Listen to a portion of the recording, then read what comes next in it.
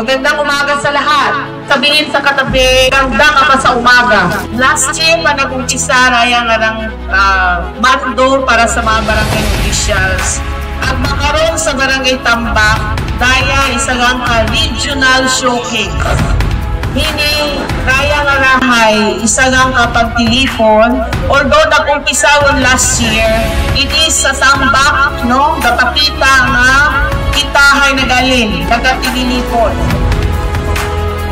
Strategic that embodies our commitment as leader in helping your community. Philippine National Police ay actively supported sa raya nga ng mga aktibidades. Promote the environmental conservation and protection. Pero ato yan ang problema nga sa basura ay bukod ito, kaya rin siya ng katao. Yung ligana natin da.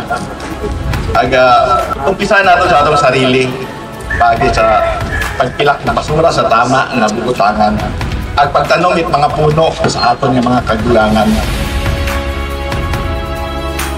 Of course, we are alert mag-participate sa activity.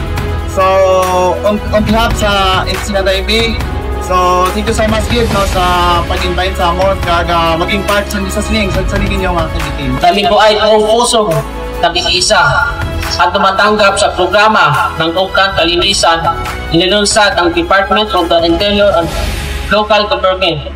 Sa pamagitan ng sama-samang pagkilos, masisiguro natin ang malinis, ligtas at maayos na barangay para sa lahat. Sama-sama nating isulong ang isang malinis, ligtas at disiplinadong komunidad. Mabuhay ang DILG 1 Tambak sa Ukang Kalinisan.